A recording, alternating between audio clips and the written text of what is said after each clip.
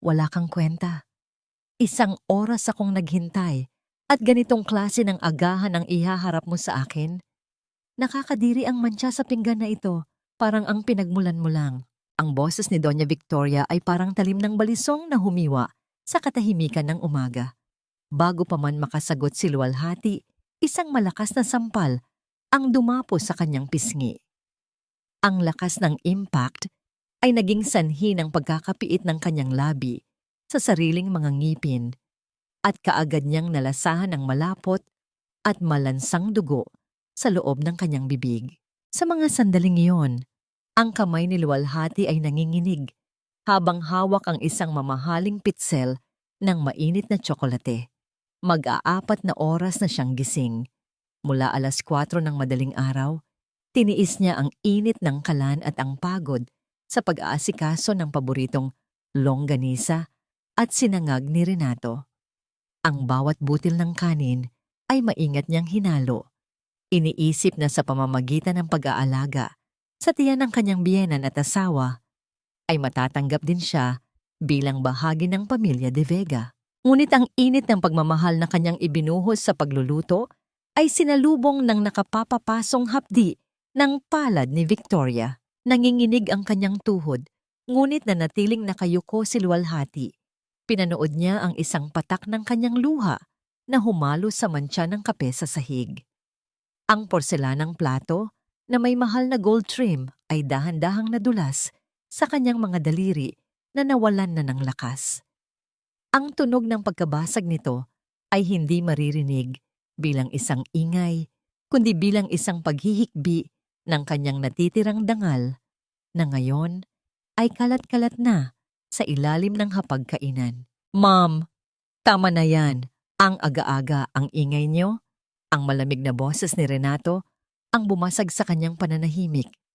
Umupo ang kanyang asawa sa kabisera, hindi man lang siya tinapunan ng tingin, at mas piniling buksan ng broadsheet na dyaryo. "Renato, tignan mo itong asawa mo. Ang dumi-dumi kumilos. Kaya nga pumayag akong pakasalan mo ang babaeng ito, kahit galing sa hirap, dahil akala ko ay marunong sa gawaing bahay." Sigaw ni Victoria habang dinuduro ang mukha ni Luwalhati. Inaasahan ni Luwalhati na tatayo si Renato. Inaasahan niyang hahawakan nito ang kanyang nanginginig na balikat at sasabihing, "Ayos lang yan, mahal." Ngunit ang tanging naririnig niya ay ang tunog ng paghigop nito ng kape at ang mapang-uyam na tawa na hindi niya inakalang magmumula sa lalaking pinangakuan siyang iibigin habang buhay. "Hayaan mo na siya, ma'am. You know naman na kinuha lang natin siya para may mag-alaga sa bahay at para makuha na natin yung insurance money ng tatay niya. Just treat her like the maid she's meant to be. Huwag mo nang sirain ang mood mo," sabi ni Renato nang hindi man lang nag-aangat ng tingin mula sa binabasa. Tila tumigil ang pag-ikot ng mundo ni Luwalhati. Ang bawat salita ni Renato ay parang mga karayom na isa-isang itinusok sa kanyang puso hanggang sa wala na itong mapaglagyan ng sakit. Ang lalaking pinagkatiwalaan niya ng kanyang kinabukasan, ang lalaking niyakap siya noong gabi ng kanilang kasal at sinabing siya ang kanyang reyna, ay tinitignan lamang siya bilang isang kasangkapan, isang paraan para makuha ang huling sentimo ng kanyang yumaong ama. Nararamdaman niya ang init ng mainit na tsokolate na tumapon sa kanyang paa, ngunit wala na siyang maramdaman na pisikal na hapdi. Ang lahat ng pandama niya ay nakatuon sa malaking butas na bumukas sa kanyang dibdib. Ang kanyang lalamunan ay parang tuyong lupa na hindi makagawa ng kahit anong tunog.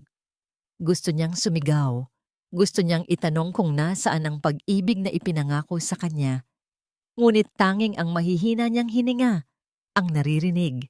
Sa gitna ng marangyang silid-kainan, tumingala siya ng bahagya, sapat lamang para makita ang refleksyon ng kanyang sarili sa malaking salamin ng buffet table. Nakita niya ang isang babaeng may gulugulong buhok, may namamagang pisngi, at mga matang nawalan na ng kislap. Ito ba ang premyo sa kanyang pagiging mabuting asawa? Ito ba ang halaga ng kanyang sakripisyo? Dahan-dahang itinaas, niluwalhati ang kanyang kamay at hinawakan ang gilid ng mabigat na lamesang Nara. Ang kanyang mga kuko ay bumaon sa kahoy, sumisimbolo sa huling pagkakataon, nakakapit siya sa isang kasinungalingan. Sa loob ng kanyang isipan, isang tanong ang paulit-ulit na umaalingaw-ngaw. Mas malakas pa sa pintig ng kanyang pusong naghihingalo. Ano pa ba ang halaga ng pananatili sa isang tahanang ang tanging alay sa iyo ay ang pait ng pangungutya at ang lamig ng pagtataksil? Hanggang kailan ko kailangang lunukin ang sarili kong dugo bago ko ma-realize na ang altar na pinag-alayan ko ng buhay ay isa palang libingan ng aking kaluluwa? Hindi siya gumalaw. Nanatili siyang estatwa sa gitna ng 2 taong patuloy na kumakain at nag-uusap na parang wala siyang buhay na nakatayo sa harap nila. Ngunit sa ilalim ng kanyang pananahimik, may isang bagong apoy na nagsisimulang magliyab. Hindi apoy ng galit, kundi apoy ng isang malupit na pagtanggap sa katotohanan.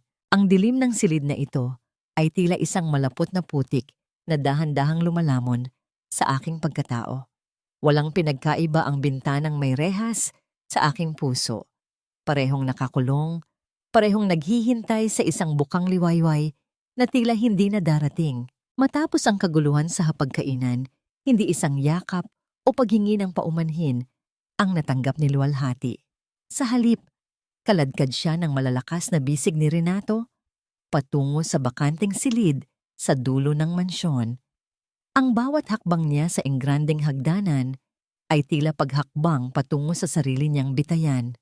Narinig niya ang marahas na pagpihit ng susi mula sa labas, ang tunog ng bakal na naglalapat na tila pinal na hatol sa kanyang kalayaan. Mag-isa siyang iniwan sa loob ng silid na amoy alikabok at lumang gamit. Napasandal si Luwalhati sa likod ng pinto. Ang kanyang mga kamay ay dahan-dahang gumapang sa kanyang namamagang pisngi. Ang hapdi ng sampal ni Victoria ay wala pa sa kalingkingan ng hapdi ng mga salitang binitawan ni Renato. Insurance money. Ang mga salitang iyon ay paulit-ulit na humahampas sa kanyang isipan, mas masakit pa sa anumang latay sa balat. Mula sa maliit na siwang ng pinto, narinig niya ang boses ni Renato sa kabilang panig ng pasilyo. Hindi ito ang malambing na boses na narinig niya noong sila ay magkasintahan pa. Ito ay boses ng isang taong desperado at puno ng puot. "I don't care about the interest rates. Just give me more time," pasigaw na sabi ni Renato sa telepono. Nandito na ang babae. Any moment now, mapipirmahan na niya ang mga documents para sa claim. Just make sure the bank doesn't foreclose the house before the month ends. I'm telling you, the De Vega name is still worth something. Napako sa kinatatayuan si Luwalhati. Ang kanyang hininga ay naging mababaw at mabilis. Hindi lamang siya biktima ng isang malupit na biyenan. Siya ay isang bihag sa isang planadong panloloko. Ang mansyong ito, na tinitingala ng marami dahil sa ganda at karangyaan, ay isa palang marupok na kastilyong gawa sa buhangin na anumang oras ay guguho dahil sa utang. At siya, ang kawawang Luwalhati, ang nakitang paraan upang maisalba ang nabubulok na dangal ng mga De Vega. Sa gitna ng kanyang panlulumo, isang mahinang kaluskos ang naririnig niya mula sa maliit na bintana sa gilid ng silid.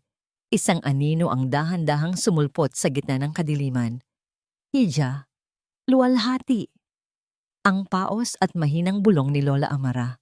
Ang matandang katulong na ang balat ay tila mga tuyong dahon sa dami ng kulubot ay nakasilip sa rehas. May bitbit itong maliit na balot ng tela. Dali-daling lumapit si Luwalhati sa bintana. Ang kanyang mga mata ay puno ng pagsusumamo. "Lola Amara, tulungan niyo po ako. Bakit nila ito ginagawa sa akin?" Iniabot ng matanda ang tela sa pagitan ng mga rehas. Sa loob nito ay may isang pirasong pandesal at isang baso ng tubig. Ngunit higit pa sa pagkain, ang hatid nito ay isang munting liwanag sa gitna ng dilim. "Kumain ka muna, anak. Huwag kang mawawalan ng lakas. Ang pamilyang ito, matagal na silang patay sa loob. Ang tanging buhay na lang sa kanila ay ang kanilang kasakiman." Hinawakan ni Lola Amara ang kamay ni Luwalhati Ang kanyang hawak ay mahigpit at puno ng babala. Huwag kang maniniwala sa kahit anong sabihin nila. Ang bahay na ito, ang lupang kinatatayuan natin. Nalaman ko sa mga papeles na iniwan ni Renato sa library. Nakasangla na ito, luwalhati. At ang masama, ang pangalan mo ang ginamit nila bilang garantor. Pineke nila ang iyong pirma bago pa man kayo ikasal. Tila binuhusan ng malamig na tubig si luwalhati. Ang bawat piraso ng puzzle ay nagsimulang mabuo sa kanyang isipan. Ang pagmamadali sa kasal, ang biglaang pagpapakita ng atensyon ni Renato, ang pagtanggap ni Victoria sa isang katulad niyang mababa ang katayuan. Lahat ng yon ay isang masining na dula. Sila ang direktor at siya ang biktima. Kailangan kong makaalis dito, Lola. Ang aking pasaporte, ang mga dokumento ng aking ama. Kailangan ko silang makuha. Bulong ni luwalhati. Ang kanyang tinig ay nanginginig sa takot at galit. Umiling ng malungkot ang matanda. Ang iyong pasaporte ay nasa loob ng kwarto ni Doña Victoria. Nakatago ito sa kanyang jewelry box na tila ba isang alahas na ninakaw niya sa iyo. At ang mga dokumento ng iyong ama, balak nilang sunugin ang mga yon kapag nakuha na nila ang iyong pirma sa huling papel. Napaupo si luwalhati sa sahig. Ang baso ng tubig ay muntik ng mabitawan. Hindi lamang kalayaan ang ninakaw sa kanya, kundi pati na rin ang huling alaala ng kanyang ama. Sa mga sandaling iyon, ang takot na nararamdaman niya ay dahan-dahang napalitan ng isang malamig at matalim na determinasyon. Ang bawat patak ng pawis sa kanyang noo ay tila naging lason na humahalo sa kanyang dugo. Kung ang pamilyang ito ay handang maging mga demonyo upang mapanatili ang kanilang maskara, handa rin siyang maglakad sa apoy upang bawiin ang kanyang buhay. Lola Amara, pakiusap, huwag niyo akong iiwan. Pagsusumamo niya, narito lang ako anak, pero mag-ingat ka. Si Victoria, balak niyang pumasok dito bukas ng umaga para pilitin kang pirmahan ang insurance claim. Kapag hindi ka pumayag, may mas masama silang plano para sa'yo. Napaatras si luwalhati nang marinig ang papalapit na mga yabag ng sapatos sa pasilyo. Ang mabigat at autoritaryong tunog ng takong ni Victoria ay tila isang martilyo na tumatama sa kanyang katinuan. Mabilis na naglaho si Lola Amara sa dilim ng bakuran. Iniwan si luwalhati na mag-isa sa loob ng malamig na silid. Ang susi sa pinto ay muling lumingon. Ang liwanag mula sa pasilyo ay tumama sa mukha ni luwalhati, ngunit hindi siya pumikit. Sa unang pagkakataon, hindi siya tumingin sa sahig. Tumingin siya ng diretso sa mga mata ni Victoria na puno ng pait. Handa ka na bang maging isang masunuring asawa, luwalhati? Ang mapang-uyam na tanong ng matanda habang iwinawagayway ang isang pirasong papel na may mga gupit-gupit na bahagi ng isang pamilyar na kulay asul na booklet, ang kanyang pasaporte. Ang bawat bulong ng dasal na lumalabas sa bibig ni Doña Victoria ay tila mga linta na sumisipsip sa katinuan ni luwalhati. Sa loob ng marangyang sala, ang amoy ng insenso at sariwang bulaklak ay humahalo sa amoy ng mapagkunwaring kabanalan. Nakaupo ang mga kumari ng kanyang biyenan, mga babaeng balot ng mamahaling alahas, habang sabay-sabay na nag-uusal ng rosaryo. Patawarin mo kami sa aming mga sala. Ang koro ng mga boses na pumapailan lang sa silid. Si luwalhati ay nakatayo sa isang sulok, suot ang isang itim na bestida na pilit na itinatago ang mga pasa sa kanyang braso. Ang kanyang mukha ay makapal ang pagkakalagay ng pulbos upang hindi mahalata ang pamamaga ng kanyang pisngi. Inutusan siya ni Victoria na lumabas at magsilbi sa mga bisita, isang paraan upang ipakita sa lahat na maayos ang takbo ng pamilya De Vega. Ang bawat hakbang niya bitbit ang mabigat na tray ng tsaa ay tila paglakad sa ibabaw ng mga bubog. Naku, Victoria, napakabuti mo talagang biyenan, sabi ni Doña Perlita, isa sa mga matalik na kaibigan ni Victoria, habang tinitignan si luwalhati mula ulo hanggang paa. Kahit galing sa probinsya at walang gaanong pinag-aralan itong si Luwalhati, tinanggap mo pa rin siya ng buong buo. Ngumiti si Victoria, isang nangiting hindi umaabot sa kanyang mga mata na parang sa ahas. Alam mo naman ako, Perlita. Sabi nga sa Biblia, kailangang maging mapagkumbaba at mapagbigay sa mga nangangailangan. Medyo mahina lang talaga ang ulo nitong si Luwalhati at madalas lampa, kaya kailangan ng mahabang pasensya. Kagabi nga, nahulog siya sa hagdan dahil sa katangahan, kaya hayan, medyo namamaga ang muka. Naramdaman ni Luwalhati ang pag-akyat ng pait sa kanyang lalamunan. Ang bawat salita ni Victoria ay isang saksak ng kutsilyo na binalot sa telang sutla. Gusto niyang sumigaw. Gusto niyang ipakita ang mga bakas ng daliri sa kanyang balat at sabihing, "Hindi ako nahulog. Sinampal niyo ako. Kinulong niyo ako." Ngunit ang tanging nagawa niya ay ang dahan-dahang ilapag ang tasa ng tsaa sa harap ng mga matatandang babae. Ang kamay niya ay nanginginig nang mapansin niya ang isang bagay na nakalapag sa gilid ng mesa. Malapit sa kinalalagyan ni Renato na noon ay abala sa kanyang cellphone sa kabilang bahagi ng sala. Ang isang kumpol ng mga susi, ang susi sa opisina ni Renato, ang silid kung saan nakatago ang lahat ng mga lihim at kasinungalingan ng mga De Vega. Isang mabilis na sulyap ang ipinukol ni Luwalhati sa kanyang asawa. Si Renato ay mukhang bored, walang pakialam sa nangyayaring dasalan, at tila hindi napapansin ang presensya ng kanyang asawa. Sa bawat amen na binibigkas ng mga bisita, ang ingay ng kanilang mga boses ay nagbibigay ng pagkakataon kay Luwalhati na kumilos. Habang ang lahat ay nakapikit para sa huling bahagi ng panalangin, dahan-dahang inabot ni Luwalhati ang mga susi. Ang malamig na bakal nito ay tila nagbigay ng kuryente sa kanyang mga daliri. Mabilis niya itong isinilid sa bulsa ng kanyang apron. Ang tunog ng pagtama ng mga susi sa isa't isa ay natabunan ng malakas na pag-awit ng Ave Maria. Nang matapos ang rosaryo, ang sala ay napuno ng ingay ng tawanan at tsismisan. Ang mga banal na babae ay nagsimula ng pag-usapan ng buhay ng ibang tao, habang si Luwalhati ay tahimik na umatras patungo sa madidilim na bahagi ng bahay. Ang kanyang puso ay tumitibok ng mabilis, parang isang ibon na nagpipilit makawala sa hawla. Dahan-dahan siyang umakyat patungo sa ikalawang palapag, iniingatan na hindi makagawa ng anumang ingay ang kanyang mga tsinelas sa sahig na tabla. Ang bawat anino sa dingding ay tila isang mata na nagmamasid sa kanya. Nang makarating siya sa tapat ng opisina ni Renato, huminto siya sandali upang pakiramdaman ang paligid. Ang kaisa-isang tunog na naririnig niya ay ang sarili niyang mabilis na paghinga at ang mahinang tawanan mula sa ibaba. Isinuksok niya ang susi sa butas ng pinto. Ang pag-ikot nito ay naglabas ng isang maliit na tunog ng pagpihit ng mekanismo na tila ba isang pagsabog sa gitna ng katahimikan. Pumasok siya sa loob at dahan-dahang isinarado ang pinto. Ang silid ay madilim at amoy lumang papel at sigarilyo. Alam niyang kaunti lamang ang kanyang oras.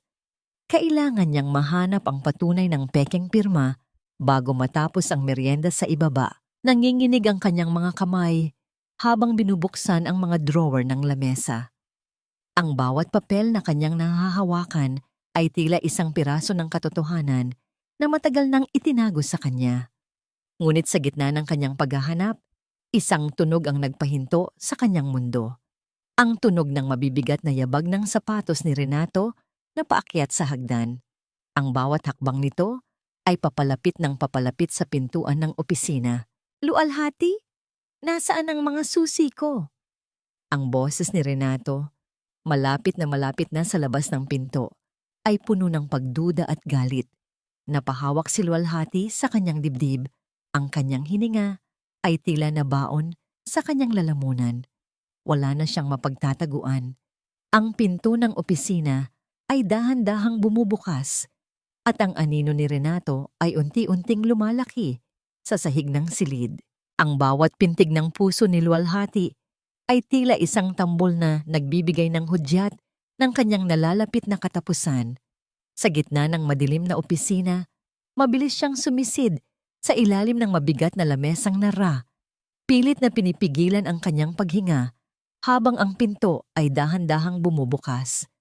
Ang liwanag mula sa pasilyo ay gumuhit ng isang mahabang anino ni Renato. Sa sahig, isang aninong tila isang higante na handang lumamon sa kanyang buong pagkatao. Narinig niya ang marahas na paghakbang ni Renato. Ang tunog ng kanyang mga sapatos sa makintab na sahig ay tila mga saksak sa katahimikan. Maririnig ang pagkalat ng mga gamit sa ibabaw ng lamesa, ang mga papel na nililipad, at ang mga drawer na binubuksan at isinasara ng may kasamang mura. Nasaan na ba ang mga susi na yon? Sigurado akong iniwan ko yon dito. Ang boses ni Renato ay puno ng iritasyon. Isang sandali pa at naramdaman ni Luwalhati ang panginginig ng lamesa dahil sa suntok ng asawa. Pati ba naman ang mga susing iyon ay lolokohin ako? Sa gitna ng tensyon, ang cellphone ni Renato ay biglang tumunog mula sa kanyang bulsa. Ang liwanag ng screen nito ay bahagyang tumama sa paanan ni Luwalhati, dahilan upang lalo siyang mapaurong sa madilim na sulok. Hello? Sabi ko naman sa inyo, bukas na bukas din ay maibibigay ko na ang pera. Huwag niyo akong pilitin. Alam niyo kung sino ang kinakalaban niyo. Sigaw ni Renato bago ito marahas na lumabas ng silid upang ituloy ang mainit na pakikipag-usap. Nang marinig ni Luwalhati ang paglayo ng mga yabag ng kanyang asawa, dahan-dahan siyang lumabas mula sa ilalim ng lamesa. Ang kanyang buong katawan ay basang-basa ng malamig na pawis. Alam niyang ito na ang kanyang pagkakataon. Gamit ang munting liwanag mula sa bintana, muli niyang hinalughog ang mga dokumento. Sa isang nakatagong bahagi ng cabinet, natagpuan niya ang isang itim na ledger, ang notebook na naglalaman ng lahat ng maruruming transaksyon ng mga De Vega. Dali-dali siyang lumabas ng silid at tumakbo patungo sa likod ng mansyon sa madilim na bahagi ng labahan kung saan alam niyang walang makakakita sa kanya. Doon, sa ilalim ng isang bumbilya na pabalit-balik ang ilaw, ay naghihintay si Lola Amara. Nakuha mo ba, Hija? Tanong ng matanda. Ang kanyang mga mata ay puno ng pag-aalala. Opo, Lola. Pero ano po ba ang katotohanan sa pamilyang ito? Bakit tila lahat sila ay may itinatagong dumi? Ang nanginginig na tanong ni Luwalhati habang yakap ang itim na ledger. Huminga ng malalim si Lola Amara. Ang kanyang mukha ay tila naging isang mapa ng nakaraan na puno ng pait. Hindi ikaw ang unang biktima sa bahay na ito, Luwalhati. Bago ka pa dumating, may isang babaeng nagngangalang Cecilia, ang unang asawa ni Renato. Sabi nila sa lahat, umalis daw si Cecilia dahil sumama sa ibang lalaki. Pero ang totoo, winasak nila ang babaeng yon. Hinawakan ni Lola Amara ang kamay ni Luwalhati. Ang kanyang boses ay tila isang bulong mula sa libingan. Ginaya nila ang ginagawa nila sa iyo ngayon. Kinuha ang lahat ng kanyang ari-arian. Hinalay ang kanyang dangal sa pamamagitan ng mga kasinungalingan hanggang sa mawala siya sa kanyang sarili. Ang pamilyang ito, anak, ay parang anay. Unti-unti nilang uubusin ang pundasyon mo hanggang sa ikaw mismo ang gumuho. Napaiyak si Luwalhati, ngunit ang kanyang mga luha ay hindi nagawa sa kahinaan. Dinukot niya mula sa kanyang bulsa ang isang luma at lukot na litrato, ang tanging alaala ng kanyang yumaong ama. Sa litratong yun, nakangiti ang kanyang tatay, suot ang kanyang lumang polo na kupas na ang kulay. Ang kanyang ama ay mahirap, ngunit marangal. Hinding-hindi nito papayagan na ang kanyang anak ay maging isang alipin ng mga taong ang tanging kayamanan ay gawa sa panloloko. Patawad, Tay. Akala ko ay binibigyan kita ng karangalan sa pagpasok sa pamilyang ito. Bulong ni Luwalhati habang hinahaplos ang mukha ng ama sa litrato. Pero pangako ko sa iyo, babawiin ko ang lahat ng kinuha nila sa atin. Hindi ako matatapos na katulad ni Cecilia. Binuksan ni Luwalhati ang itim na ledger sa huling pahina. Doon, nakita niya ang isang opisyal na sulat mula sa isang malaking bangko. Ang petsa ay kamakailan lamang. Ang mga salita ay malinaw at nakakatakot. Final Notice of Foreclosure. Nanlaki ang mga mata ni Luwalhati nang mabasa ang kabuuang halaga ng utang ni Renato. Ang mansyong kinatatayuan nila, ang lahat ng kanilang luho ay nakatakdang bawiin sa loob ng 30 araw. At sa ilalim ng sulat, nakikita niya ang isang pirma na nagpabilis sa tibok ng kanyang puso. Hindi lamang ang kanyang pirma ang pineke ni Renato. Ang pirma ng kanyang yumaong ama ay naroon din sa isang dokumento na nagsasabing ang lahat ng lupain nila sa probinsya ay ginamit na kolateral sa isang utang na hindi na mababayaran. Lola Amara, hindi lang ako ang ninakawan nila. Pati ang huling habilin ni tatay, kinuha na nila. Ang boses ni Luwalhati ay tila isang matalim na yelo. Bago pa man makasagot ang matanda, isang malakas na tunog ng pagbusina ng sasakyan ang narinig mula sa harap ng mansyon. Isang mamahaling kotse ang huminto. At mula rito ay bumaba ang isang babaeng nakasuot ng pulang bestida. Ang babaeng tila pamilyar ang bawat galaw sa mga mata ni Luwalhati. Ang babaeng pinsan ni Luwalhati na si Sandra, ang kaisa-isang kamag-anak na inakala niyang kakampi niya, ay bumaba sa sasakyan at diretsong tinanggap ang isang halik mula kay Renato sa gitna ng kadiliman ng gabi. Ibigay mo sa akin ang singsing na yan, Luwalhati. Hindi nararapat ang ganyang uri ng hiyas sa isang kamay na hindi marunong magpahalaga sa dangal ng aming pamilya. Ang tinig ni Doña Victoria ay tila isang malamig na hanging humahalungkay sa katahimikan ng silid. Nakatayo ang matanda sa tapat ng pintuan. Ang kanyang mga mata ay nakapako sa gintong sing-sing na suot ni Luwalhati.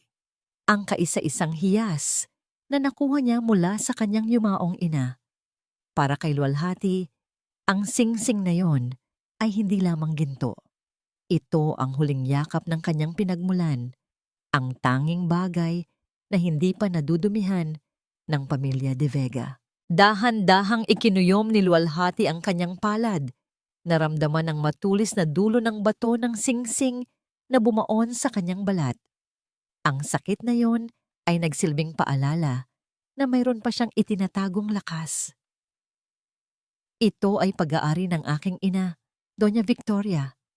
Habilin ito sa akin bago siya mamatay. Hindi ito bahagi ng anumang ari-arian na maaari ninyong kunin. Isang mapang-uyam na tawa ang kumawala sa mga labi ng matanda.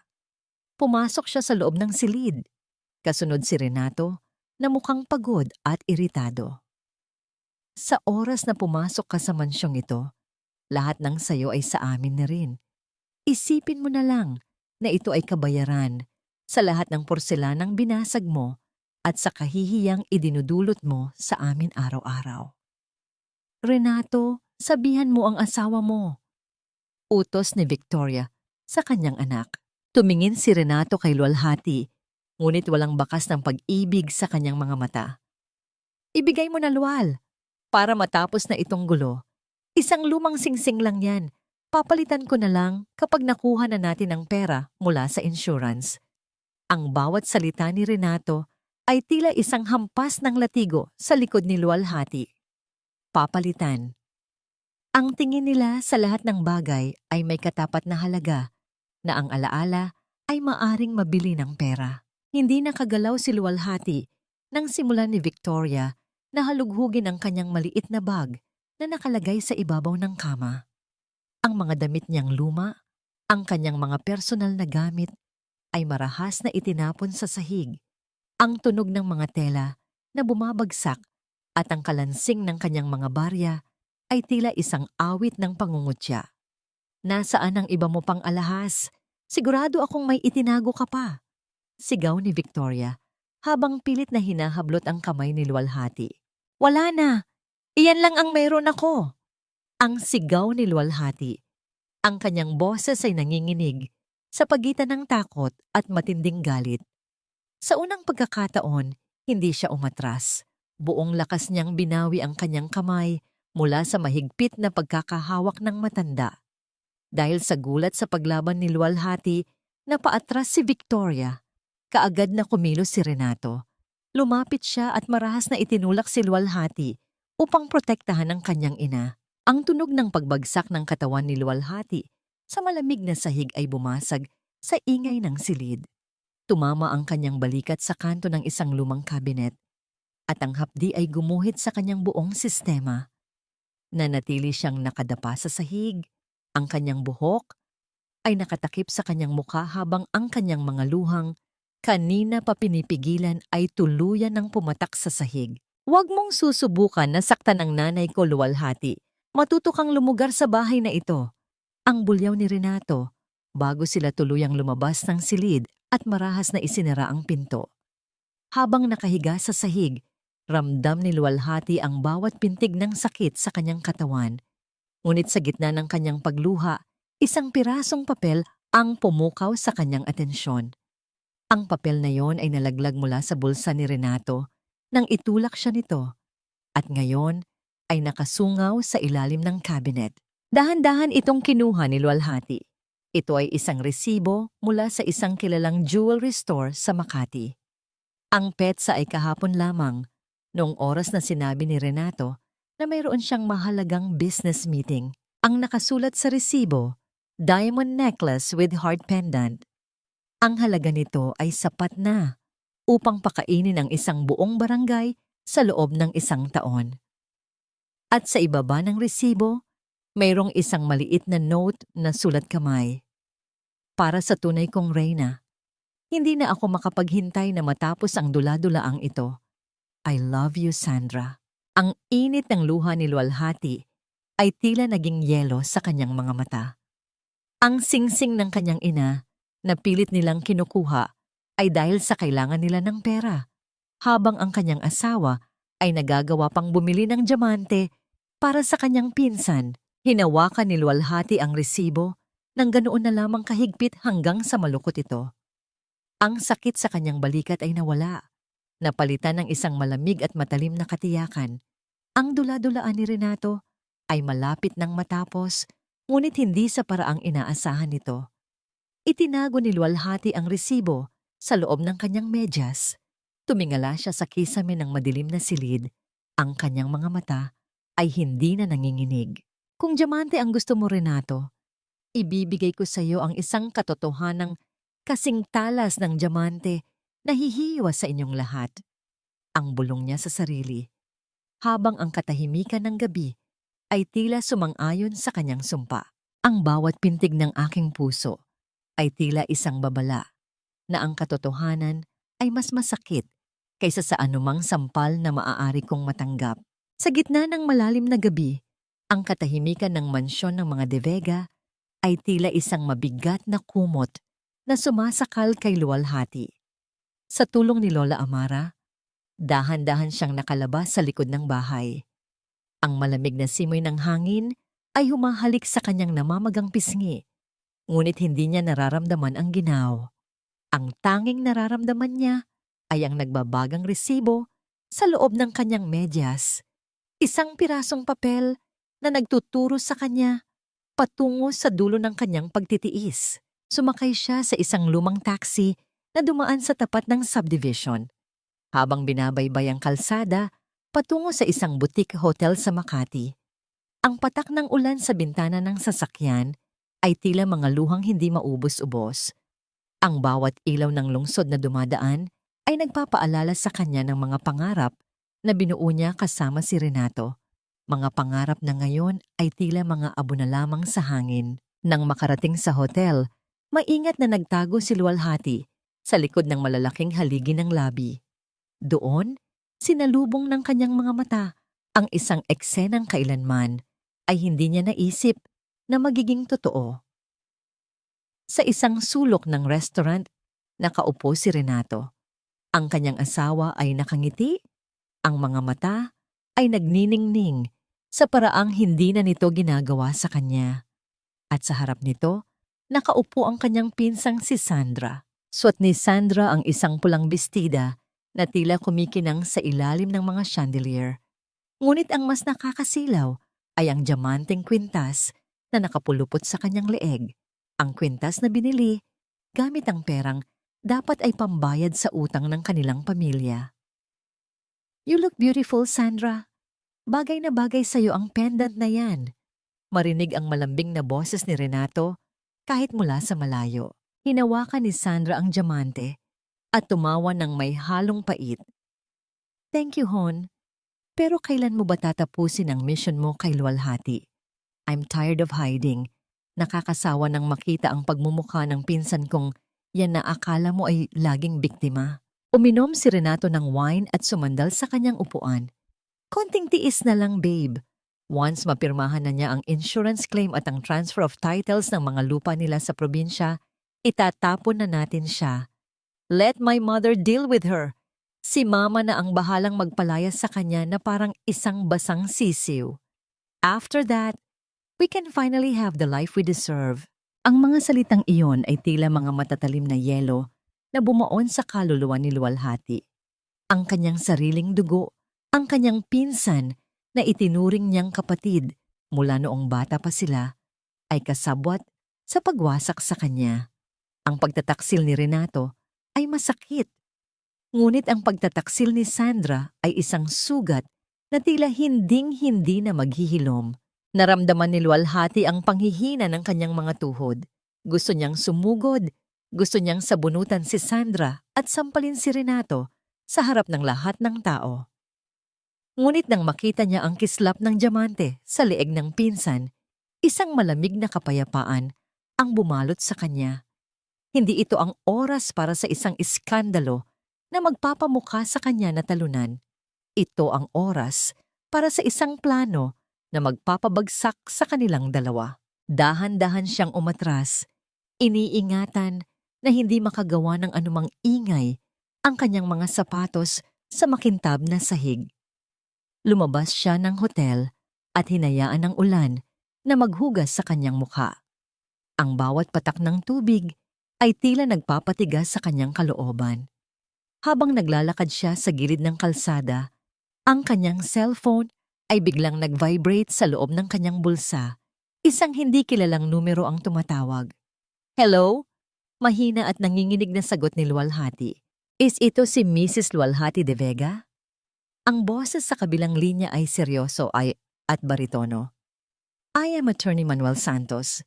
I was a close friend of your father, and I have been trying to reach you for days. Your father left a private safe deposit box that can only be opened by you, and it contains something that the De Vegas have been desperately trying to hide from you." Napahinto si Luwalhati sa ilalim ng isang posteng, may aandap-andap na ilaw. Ang kanyang puso ay tumibok ng mabilis. "Safe deposit box? Ano po ang laman nito?" "Hindi ko pwedeng sabihin sa telepono, Hija. Pero isa lang ang masisiguro ko sa'yo. Ang mga dokumentong hawak mo ngayon ay simula pa lang. Kung gusto mong mabawi ang dangal ng iyong ama at ang iyong kalayaan, kailangan nating magkita bukas. At pakiusap, huwag mong hahayaang malaman ito ni Renato."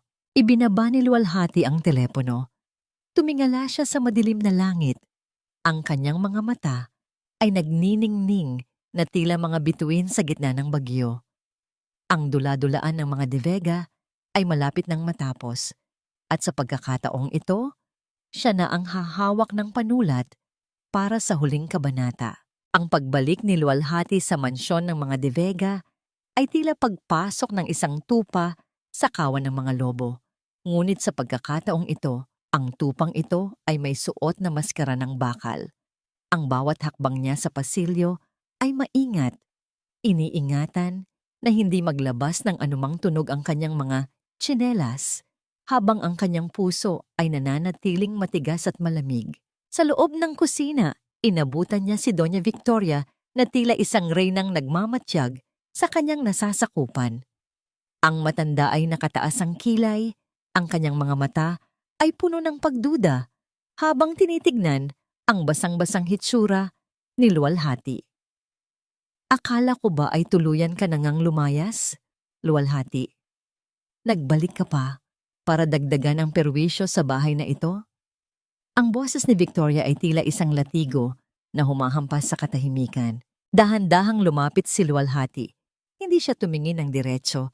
Sa halip ay itinungo niya ang kanyang ulo. Isang galaw na alam niyang magbibigay ng kasiyahan sa igo ng matanda. Patawad po, Mama. Labis po akong naguluhan at natakot kaya ako lumabas. Ngunit napagtanto ko po na wala akong ibang matutuluyan kundi ang pamilyang ito. Kayo na po ang pamilya ko ngayon. Isang mapang-uyam na tawa ang kumawala sa mga labi ni Victoria. Mabuti naman at natauhan ka.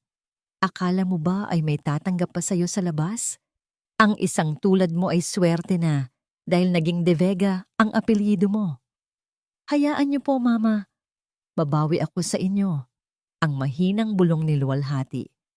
Ipagluluto ko po kayo ng paborito ninyong sinigang na hipon. Hahandaan ko po kayo ng hapunan na hindi ninyo makakalimutan. Habang hinihiwa ni Luwalhati ang mga sangkap sa kusina, isang mapait na ngiti ang dahan-dahang sumilay sa kanyang mga labi. Ang bawat hiwa ng kutsilyo sa labanos at talong ay tila paghihiganti sa bawat sampal at pangungutya na natanggap niya. Alam niya ang sikreto ng masarap na sinigang ni Victoria, ang tamang balanse ng asim at alat. Ngunit sa pagkakataong ito, ang idinagdag niya sa bawat sangkap ay ang kanyang matalim na determinasyon. Nanatili siyang kalmado, tila isang perpektong asawang nagsusumikap habang ang kanyang isipan ay abala sa pagbuo ng susunod na hakbang. Nang dumating si Renato, laking gulat nito nang makitang maayos na nakahain ang mesa at sinalubong siya ni Luwalhati ng isang halik sa pisngi. Ang halik na yon ay walang kasamang emosyon, isang malamig na pagdampi ng balat sa balat. Ngunit naging sapat ito upang mawala ang pagduda ng kanyang asawa. "I'm glad you're back to your senses, Lual," sabi ni Renato habang kumakain. "Don't worry, once the insurance is settled, we can go on a vacation, just the two of us. Looking forward to that, mahal," sagot ni Luwalhati sa wikang Taglish. Pilit na ginagaya ang paraan ng pananalita na gusto ni Renato. Pagkatapos ng hapunan, habang ang mag-ina ay nasa sala at nag-uusap, nang akala nila ay sila lamang, dahan-dahang inilabas ni Luwalhati ang kanyang cellphone. Isinuksok niya ito sa pagitan ng mga una ng sofa kung saan malapit ang dalawa at mabilis na pinindot ang record button. Ang mahinang tunog ng pag-activate ng kagamitan ay natabunan ng ingay ng telebisyon. Umatras siya sa kusina at nagkunwaring nagliligpit ng mga pinggan. Ang bawat kalansing ng baso at plato ay nagsilbing tabing sa kanyang pakikinig. "Mom, we really need that signature tomorrow." Ang boses ni Renato ay narinig ni Luwalhati mula sa kabilang silid. The bank representative called again. Malapit na silang mag-issue ng formal notice for the probinsya properties. If we don't get Luwalhati to sign the transfer of titles, everything is gone. Sandra is also asking for more money for our upcoming flight to Singapore. "Huwag kang mag-alala, Renato," sagot ni Victoria nang may kasamang katiyakan. "Tignan mo ang babaeng iyan. Mukhang nakuha na natin ulit ang loob niya. Bukas, pagkatapos ng tanghalian, ihaharap natin sa kanya ang mga dokumento. Sasabihin natin na para iyon sa proteksyon ng kanyang mana. Pipirma ang tangang iyan nang hindi binabasa ang nilalaman." Napahawak si Luwalhati sa gilid ng sink. Ang kanyang mga kuko ay tila ibig bumaon sa porselana. Ang bawat salita ay kumpirmasyon ng lahat ng kanyang kinatatakutan. Ngunit hindi na siya ang Luwalhati na iiyak na lamang sa isang sulok. Biglang bumukas ang pinto ng kusina at pumasok si Victoria. Ang kanyang mukha ay puno ng awtoridad. Ang kanyang mga mata ay malamig na nakatitig kay Luwalhati. "Luwalhati, ihanda mo ang iyong sarili bukas," utos ni Victoria habang pinalalagaslas ang tubig sa gripo upang maghugas ng kamay. "May mga papeles na kailangan mong pirmahan para sa ikabubuti ng hinaharap mo. Ayokong makarinig ng anumang reklamo o tanong. Ibigay mo sa akin Ang titulo ng lupa nyo sa probinsya na itinatago mo sa iyong bowl. Bukas na bukas din, kailangang hawak ko na yon. Nanatiling nakayuko si luwalhati, ngunit ang kanyang mga mata ay nagniningning sa dilim. Opo, Mama. Kung ano po ang makabubuti sa pamilya. Habang papalayo ang mga yabag ni Victoria, dahan-dahang itinaas ni luwalhati ang kanyang mukha. Ang mapait na ngiti ay muling bumalik. Ang titulo na hinihingi ni Victoria ay ang huling alas na hawak niya at hinding-hindi niya ito ibibigay ng walang kapalit na katarungan. Ang katahimikan sa loob ng silid-tulugan ay tila isang mabigat na pasanin na nakadagan sa dibdib ni luwalhati. Sa gitna ng dilim, tanging ang malalim at hindi pantay na paghinga ni Renato ang maririnig. Amoy alak ang buong paligid, isang amoy na dati ay iniintindi ni luwalhati. Bilang pagod sa trabaho, ngunit ngayon ay simbolo na lamang ng pagkabulok ng pagkatao ng kanyang asawa. Dahan-dahang lumapit si luwalhati sa gilid ng kama. Ang bawat hakbang niya ay tila paglakad sa ibabaw ng manipis na bulto ng yelo. Nakita niya ang kamay ni Renato na nakalaylay sa gilid. Ang mga daliring dati ay humahawak sa kanya ng may pagmamahal ay tila mga galamay na lamang ng isang mandaragit. Nilabas ni luwalhati ang kanyang cellphone at ginamit ang munting liwanag nito upang tignan ang thumbprint scanner sa gilid ng maliit na vault na nakatago sa likod ng painting sa pader. Nanginig ang kanyang mga daliri nang hawakan niya ang malaking thumb ni Renato. Ang balat nito ay malalamig at malagkit, sapat na upang makaramdam siya ng matinding pandidiri. Dahan-dahan niyang idinikit ang daliri ng asawa sa scanner. Ang munting liwanag na kulay berde ay sumiklab. Kasunod, ang isang mahinang tunog ng pagpihit ng mga bakal sa loob ng pader na hudyat na bukas na ang pintuan ng lihim na taguan. Mabilis na kumilos si luwalhati. Iniwan niyang mahimbing na natutulog ang asawa at pumasok sa loob ng opisina ni Renato, ang tinatawag niyang kuwebang ginto. Dito, ang bawat gamit ay gawa sa mamahaling materyales, ngunit para kay luwalhati, ang silid na ito ay isang libingan ng mga pangarap. Sa loob ng bukas na safe, tumambad sa kanya ang mga tumpok ng dokumento.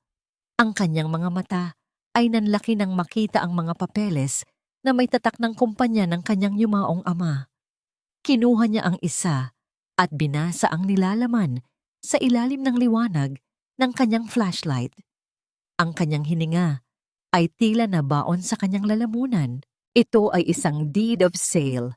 Nakasaad dito na ang lahat ng shares ng kanyang ama sa kanilang family business ay ibinenta kay Renato sa halagang piso lamang. Ang pirma ng kanyang ama sa ibaba ay halatang halata na ginaya. Isang pilit na kopya na kulang sa diin at daloy. Sa tabi nito ay ang mga bank statements na nagpapakita ng paglilipat ng milyon-milyong piso mula sa account ni luwalhati patungo sa isang offshore account na may pangalang Sandra Galvez. Ang kanyang pinsan, ang kanyang asawa, ang kanyang buong buhay ay tila isang malaking nakawan kung saan siya ang tanging nawalan. Ganito niyo ba talaga ako kinwestiyon? Ganito niyo ba kinalakal ang buhay ko? Ang bulong ni luwalhati, ang kanyang tinig ay nanginginig sa pagitan ng puot at matinding pait. Sa isang sulok ng safe, nakita niya ang isang maliit na velvet box. Nang buksan niya ito, nakita niya ang isang lumang larawan ng kanyang kasal. Sa likod nito, may nakasulat na mga numero, ang kombinasyon para sa isa pang taguan. Ngunit ang mas nakakuha ng kanyang atensyon ay ang nakasulat sa ibaba ng larawan. Property of Renato de Vega, market value. Hi! Hindi siya tao para sa kanila. Isa lamang siyang investment. Isang pag-aari na kailangang pakinabangan hanggang sa huling patak ng dugo. Habang abala sa pagkuha ng litrato sa bawat pahina ng mga dokumento, gamit ang kanyang cellphone, isang kakaibang pakiramdam ang gumapang sa batok ni luwalhati. Ang hangin sa loob ng silid ay tila naging mas malamig. Narinig niya ang isang mahinang kalansing mula sa labas ng pinto, ang tunog ng mga susi na dahan-dahang ipinapasok sa trangka. Ang pagpihit ng doorknob ay tila isang pagsabog sa katahimikan ng gabi. Walang oras para magtago. Walang oras para isara ang safe. Dahan-dahang bumukas ang pinto. Ang liwanag mula sa pasilyo ay gumuhit ng isang matangkad at matuwid na anino sa sahig. Ang tunog ng mga takong na tumatama sa sahig ay tila mga tibok ng puso ni luwalhati na nagbabadyang tumigil. Akala ko ba ay natutulog na ang lahat, luwalhati? Ang boses ni Doña Victoria ay tila isang matalim na labaha na humiwa sa dilim. Nakatayo ang matanda sa pinto. Suot ang kanyang mamahaling robe. Ang kanyang mga mata ay nagniningning sa kislap ng tagumpay at puot habang nakatingin sa bukas na safe at sa mga dokumentong hawak ni luwalhati. Isang mapait na ngiti ang sumilay sa mga labi ng matanda. Isang ngiyang ngiting nagsasabing, "Nahuhuli na ang ibon sa loob ng patibong. Magnanakaw ka rin pala, luwalhati. Akala ko ba ay banal ka at busilak ang puso, pero heto ka. Hinahalughog ang mga gamit na hindi sayo." Ang boses ni Doña Victoria ay parang lason na dahan-dahang gumagapang sa sistema ni luwalhati. Bago pa man makakilos ang abang asawa, mabilis na pumasok si Renato sa opisina. Ang kanyang mga mata ay nanlilisik, ang hininga ay amoy alak, at ang kanyang kamao ay mahigpit na nakakuyom. Hindi na hinayaan ni Renato na makapagsalita si luwalhati. Marahas niyang sinunggaban ang braso nito. Sapat na upang marinig ang mahinang tunog ng pag-ipit ng laman at buto. Akala mo ba ay maloloko mo kami? Pagkatapos ng lahat ng ibinigay ko sa iyo, ito ang igaganti mo? Ang bulyaw ni Renato, ang kanyang laway ay tumatalsik sa mukha ni luwalhati. "Renato, nasasaktan ako. Ang mga papeles na ito, pineke niyo ang pirma ni tatay." Ang sigaw ni luwalhati, ang kanyang boses ay nanginginig sa pagitan ng takot at matinding pait. Ngunit walang awa sa mga mata ni Renato. "Wala na tayong oras, ma'am. Alam na niya. Kailangan natin siyang ilayo rito bago pa siya makagawa ng ingay." Marahas na kinaladkad ni Renato si luwalhati pababa ng hagdan. Ang bawat baitang ay tila isang dagok sa dangal ni luwalhati, habang ang kanyang mga paa ay halos hindi na sumasayad sa sahig. Itinulak siya ni Renato sa loob ng kanilang sasakyan at mabilis na nilock ang mga pinto. Ang tunog ng paglapat ng mga bakal ay tila pinal na hatol sa kanyang kalayaan. Ang biyahe patungo sa probinsya sa gitna ng hating gabi ay puno ng tensyon na tila sasabog anumang sandali. Ang ulan ay nagsimulang pumatak ng malakas. Ang bawat patak sa bubong ng sasakyan ay tila mga bala na tumatama sa katahimikan. Si Renato ay nagmamaneho ng mabilis. Ang kanyang mga kamay ay mahigpit na nakahawak sa manibela hanggang sa mamuti ang kanyang mga kasukasuan. "Renato, pakiusap. Itigil mo ang sasakyan. Pag-usapan natin ito ng maayos." Pagsusumamo ni luwalhati, ang kanyang mga luha ay malayang dumadaloy sa kanyang pisngi. "Maayos? Wala nang maayos, luwalhati. Sinira mo ang lahat." Ang asik ni Renato habang lalong binibilisan ang takbo. Ang sasakyan ay tila lumilipad sa madilim at basang kalsada. "Doon ka sa probinsya titira. Doon ka magsisisi hanggang sa mapirmahan mo ang lahat ng gusto ko. I won't let you ruin my family's reputation just because of some stupid insurance money." Sa gitna ng panganib, ang naganap sa loob ng madilim na sasakyan. Napatingin si luwalhati sa dashboard kung saan nakasabit ang isang maliit na rosaryo na bigay ng kanyang ama noong araw ng kanyang kasal. Ang mga butil nito ay kumikinang sa tuwing tinatamaan ng ilaw ng mga dumaraang sasakyan. Dahan-dahan niyang hinawakan ang rosaryo. Ang malamig na kahoy nito ay tila nagbigay ng init sa kanyang nanginginig na puso. Naalala niya ang boses ng kanyang ama, "Anak, kahit anong mangyari, huwag mong bibitawan ang iyong dangal." Ang munting alaala na ito, sa gitna ng isang marahas na biyahe, ang nagbigay sa kanya ng lakas na huwag sumuko. "Hindi ko pipirmahan ng kahit ano, Renato. Kahit patayin mo pa ako, hindi mo makukuha ang pinaghirapan ni tatay para sa inyong luho. Ang matapang na pahayag ni Luwalhati. Dahil sa galit, lalong uminit ang ulo ni Renato. Anong sabi mo? Akala mo ba ay may pagpipilian ka pa? Biglang kinabig ni Renato ang manibela patungo sa gilid ng bangin upang takutin si Luwalhati. Ang tunog ng mga gulong na humahalik sa basang lupa at graba ay tila isang babala ng kamatayan. Ang sasakyan ay gumaralgal at sa isang sandali, ang dulo ng sasakyan ay nakalawit na sa madilim na kailaliman. Napahiyaw si Luwalhati habang ang kanyang katawan ay naisubsob sa dashboard. Ang kaisa-isang bagay na nagpapanatili sa kanya sa katinoan ay ang cellphone na nakatago sa loob ng kanyang medyas, ang cellphone na kanina pa nakarecord at lihim na nagpapadala ng lokasyon sa isang tao. Tumingin si Renato sa kanya. Ang kanyang mga mata ay puno ng kabaliwan at desperasyon. Ngayon, Luwalhati, pipili ka, ang pirma mo o ang buhay mo na matatapos sa ilalim ng bangin na ito. Ang ulan ay lalong lumakas, tila nakikiramay sa gitna ng isang buhay na nakalawit sa pagitan ng langit at lupa. Sa labas ng bintana, ang kadiliman ay tila isang higanting naghihintay na lamunin silang dalawa. Mas pipiliin ko pang mamatay sa ilalim ng bangin na ito kaysa hayaan kayong nakawin ang huling dangal ng aking ama. Ang tinig ni Luwalhati ay hindi nanginig. Sa kabila ng katotohanang ang dulo ng sasakyan ay bahagya ng tumitingala sa kailaliman ng gabi. Ang ulan ay patuloy na humahampas sa salamin ng bintana. Tila mga daliring kumakatok upang saksihan ang katarungang malapit ng mabaon sa putik. Sa loob ng sasakyan, ang amoy ng takot at alak ay naging kasing bigat ng hangin, hindi na makahinga.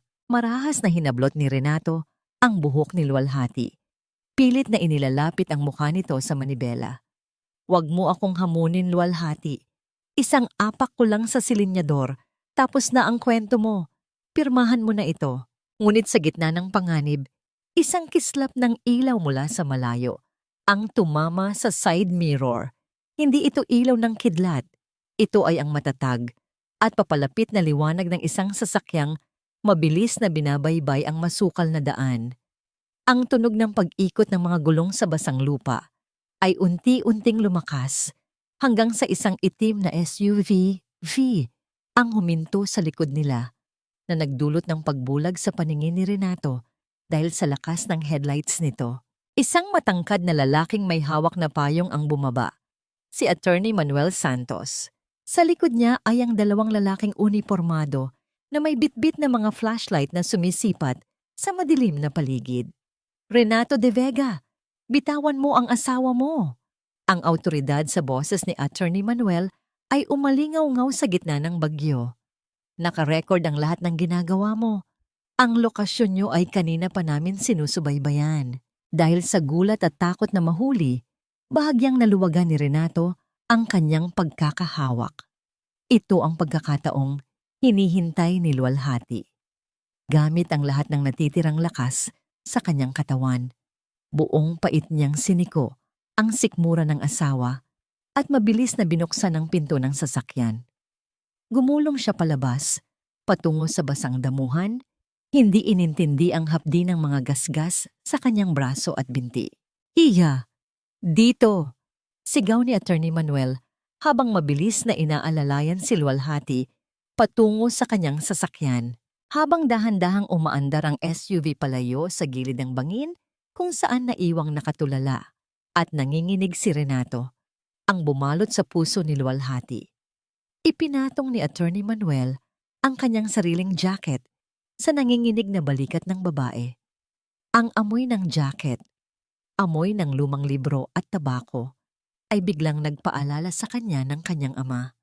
Sa loob ng maraming buwan ng paninirahan sa mansyon ng mga De Vega, ito ang unang pagkakataon na nakaramdam siya ng tunay na kaligtasan. Huminga siya ng malalim. Ang hanging pumasok sa kanyang baga ay hindi na amoy lason at kasinungalingan, kundi amoy ng kalayaang dahan-dahang bumabalik sa kanya. Ligtas ka na, luwalhati, mahinahong sabi ng abogado habang binabaybay nila ang daan patungo sa kabihasnan.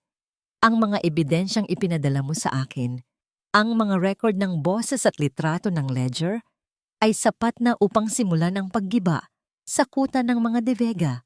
Hindi ka na babalik sa impyernong iyon. Dinala si luwalhati sa isang ligtas na opisina sa lungsod. Doon, sa ilalim ng maliwanag na ilaw ng katarungan, isa-isa niyang inilatag ang lahat ng kanyang nalalaman.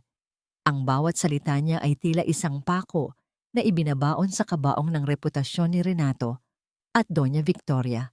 Ang mga pasa sa kanyang katawan ay kinunan ng larawan bilang ebidensya ng bauhan at ang kanyang salaysay ay naging isang formal na demanda. Gayunpaman, habang nakaupo sa harap ng isang tasa ng mainit na kape, napansin ni luwalhati ang pagbabago sa mukha ni Attorney Manuel habang binabasa nito ang isang mensahe sa kanyang telepono. "May problema po ba, Attorney?" tanong ni luwalhati. Ang kaba ay muling gumapang sa kanyang dibdib. Tumingin si Manuel sa kanya ng may halong pag-aalala. Nalaman ni Doña Victoria kung nasaan tayo, luwalhati. Hindi sila titigil hanggat hindi nila nababawi ang mga dokumentong hawak mo.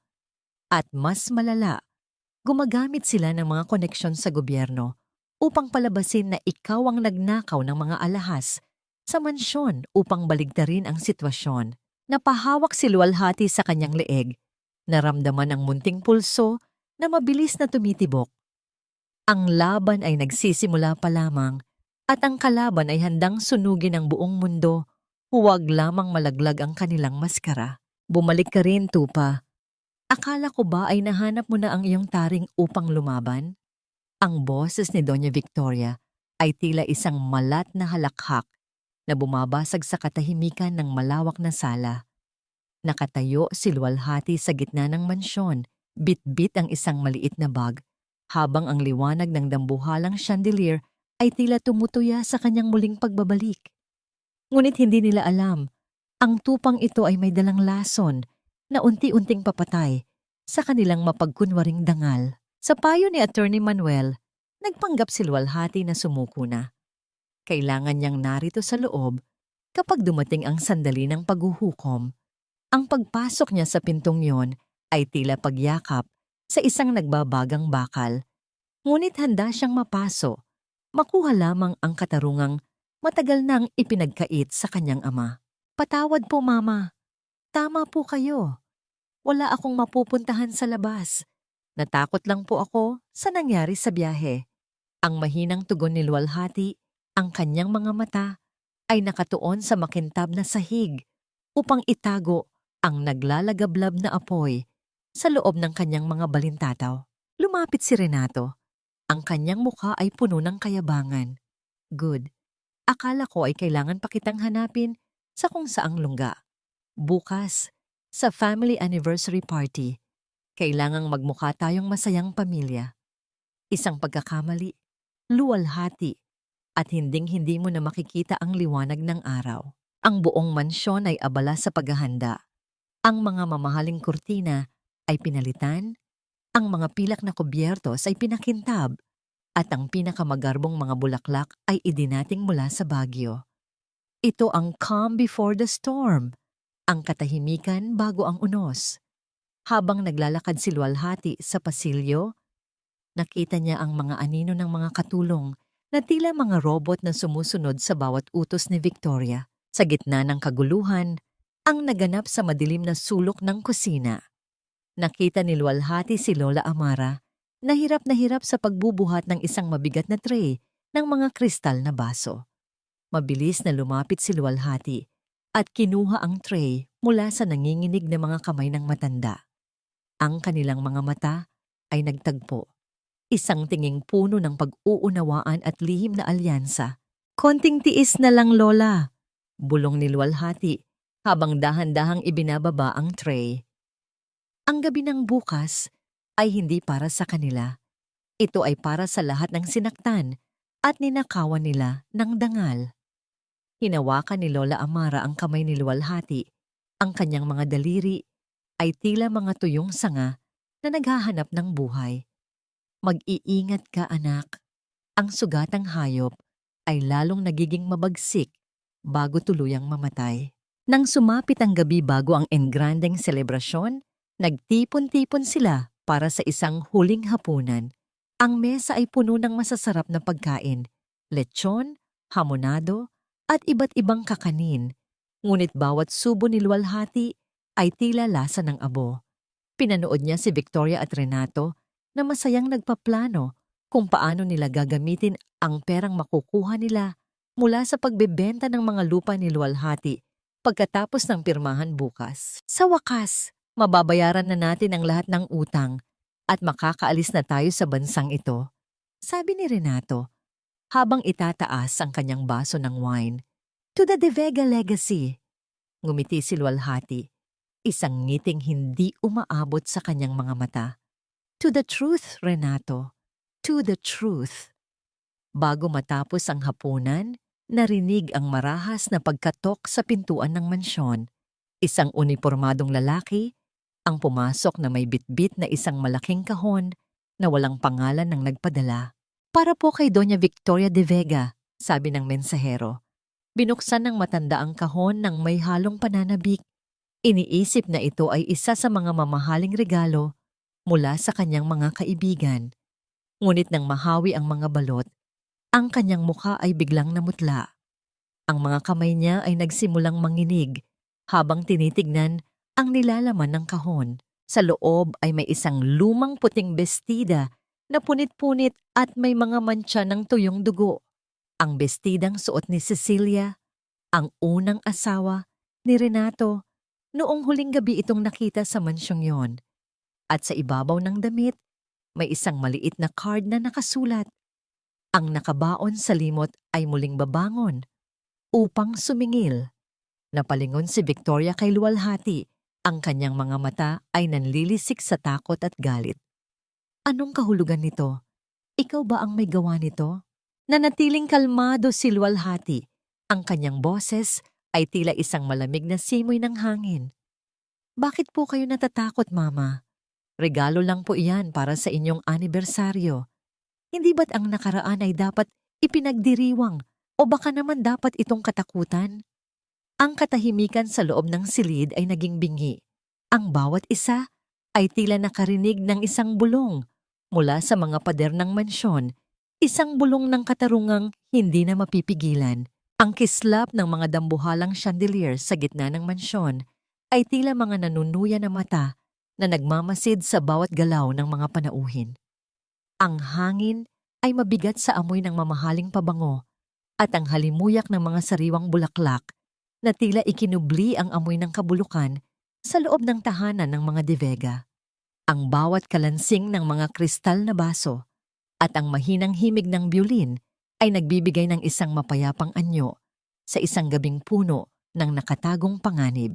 Si Doña Victoria ay nakatayo sa gitna ng sala, suot ang kanyang kulay gintong gown na tila isang baluti ng kanyang kapangyarihan. Ang bawat bati niya sa mga matataas na opisyal at mga negosyante ay puno ng tamis, isang maskara na perpektong nakalapat sa kanyang muka sa kabila ng takot na idinulot ng madugong damit ni Cecilia kagabi. Pinilit niyang ibaon ang kaba, naniniwalang sa gabing ito, tuluyan na nilang makakamit ang kayamanan ni luwalhati. Ladies and gentlemen, thank you for joining us on this very special evening. Ang boses ni Renato ay umalingaw-ngaw sa buong silid habang hawak ang mikropono. Ang kanyang ngiti ay puno ng kumpiyansa, ang anyo ng isang matagumpay na lalaki na tila walang itinatagong dumi sa ilalim ng kanyang kuko. Tonight, we are not just celebrating our family's anniversary. We are also announcing a massive expansion of our business, a new investment that will solidify the De Vega legacy for generations to come. Narinig ni luwalhati ang mga palakpakan mula sa labas ng silid kung saan siya naghahanda. Isang mapait na ngiti ang sumilay sa kanyang mga labi habang tinitignan ang kanyang sarili sa salamin. Suot niya ang isang puting barot saya, payak ngunit nagluluningning sa kalinisan. Ang kanyang buhok ay maayos na nakapusod at ang tanging hiyas na suot niya ay ang singsing ng kanyang ina. Hindi siya mukhang biktima. Mukha siyang isang hukom na handang magbaba ng hatol. Hija, handa ka na ba? Bulong ni Lola Amara sa kanyang likuran. Ang matanda ay may dalang isang maliit na remote control, ang susi sa kanilang gagawing pag-atake. Higit pa sa handa, Lola, oras na para makita nila ang tunay na kulay ng gintong ipinagmamalaki nila. Tugon ni Luwalhati. Dahan-dahang bumukas ang pinto at lumabas si Luwalhati sa pasilyo. Ang bawat hakbang niya ay may bigat. Ang tunog ng kanyang mga tsinelas sa makintab na sahig ay tila isang martilyo na tumitibok kasabay ng kaba sa dibdib ng mga manonood. Nang makita siya ng mga bisita, ang bulungan ay tila isang hanging dumampi sa buong silid. Napalingon si Renato at Victoria, ang kanilang mga mata ay nagtagpo. Isang sagupaan ng huwad na pag-ibig at taglalagablab na katarungan. And of course, this success would not be possible without my beautiful wife, Luwalhati, sabi ni Renato, sabay abot ng kamay sa kanya. Lumapit si Luwalhati, ngunit hindi niya tinanggap ang kamay ng asawa. Tumayo siya sa tabi nito, bit-bit ang isang envelope na kulay kape. Salamat, Renato. Ngunit bago tayo magpatuloy sa selebrasyon, meron akong inihandang maikling video presentation. Isang pagbabalik-tanaw sa kung paano naging ganito katatag ang ating pagsasama. Nagkatinginan sina Victoria at Renato. May kakaibang kaba na gumapang sa kanilang mga batok. Ngunit dahil sa dami ng tao, hindi sila makagawa ng eksena. Isang sorpresa, ha? I love surprises. Pilit na biro ni Renato. Pinatay ang malalaking ilaw sa mansyon. Ang tanging liwanag ay nagmumula sa malawak na screen na nakalagay sa dulo ng sala. Ang mga bisita ay natahimik, naghihintay ng mga romantikong larawan at masayang alaala. Ngunit ang unang lumabas sa screen ay hindi mga larawan ng kasal. Ito ay isang madilim na video mula sa CCTV ng kusina. Ang tunog ay malinaw na umalingaw-ngaw sa paligid. Ang malakas na tunog ng sampal ni Victoria kay Luwalhati. Kasunod ang boses ng matanda. Isang aliping pambahay na walang boses. Ang mga bisita ay napasinghap. Ang bulungan ay naging isang malakas na ingay ng pagkagulat. Ngunit hindi doon natapos. Ang susunod na lumabas ay ang audio recording ng pag-uusap ni Renato at Sandra sa hotel. Once mapirmahan na niya ang insurance claim, itatapon na natin siya. Just treat her like the maid she's meant to be. Ang mukha ni Renato ay naging kulay abo. Si Doña Victoria ay napahawak sa kanyang dibdib. Ang kanyang mga mata ay tila luluwa sa tindi ng hiya at galit. Sinubukan ni Renato na sumugod sa control booth. Ngunit huli na ang lahat. Ang screen ay nagpakita ng mga malalaking litrato ng pekeng pirma sa mga dokumento ng lupa at ang mga bank transfer patungo sa account ni Sandra. Ito ang katotohanan sa likod ng inyong legacy. Ang sigaw ni Luwalhati. Ang kanyang boses ay nanginginig sa tindi ng emosyon. Isang pamilyang nabubuhay sa pagnanakaw, panloloko, at pagpapahirap sa kapwa. Sa gitna ng kaguluhan, biglang namatay ang lahat ng ilaw. Ang mansyon ay nabalot ng ganap na kadiliman. Maririnig ang mga hiyawan ng takot at ang pagbasag ng mga kristal sa gitna ng pagkakagulo. Sa gitna ng dilim, naramdaman ni Luwalhati ang isang mahigpit na kamay na humablot sa kanyang leeg. Akala mo ba ay mananalo ka, Luwalhati? Dito ka rin mamamatay sa bahay na ito. Ang bulong ng isang boses na puno ng puot. Ang boses ni Renato. Isang matalim na tunog ng pagpihit ng bakal ang narinig. Kasunod ang malakas na pagbukas ng pangunahing pinto. Ang liwanag mula sa mga searchlight ng mga sasakyan ng pulis sa labas ay tumama sa loob ng mansyon na nagbigay ng anyo sa mga aninong naglalaban sa dilim. Sa gitna ng ganap na kadiliman, ang tanging maririnig ay ang mabilis at kapos na hininga ni Luwalhati habang ang mga daliri ni Renato ay lalong humihigpit sa kanyang leeg.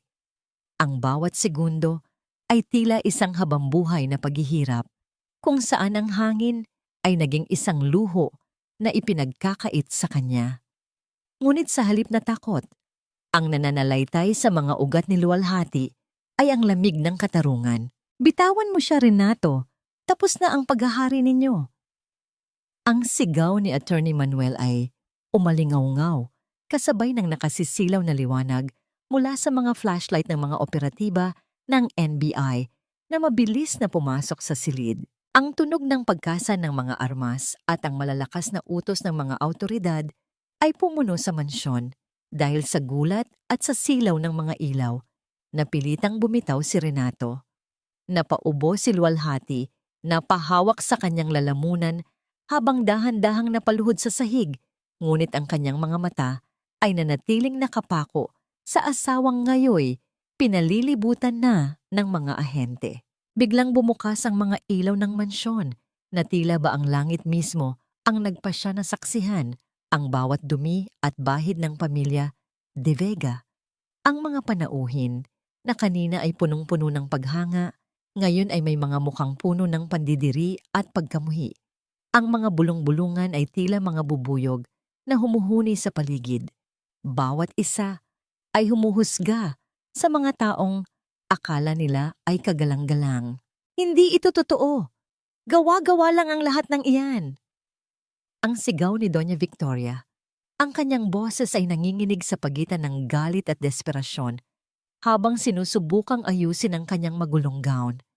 Ngunit ang kanyang maskara ay tuluyan ng nagkapira-piraso nang iharap sa kanya ng mga ahente ang warrant of arrest para sa mga kasong estafa, falsification of documents at bauhan. Sa gitna ng kaguluhan, tumayo siya ng tuwid.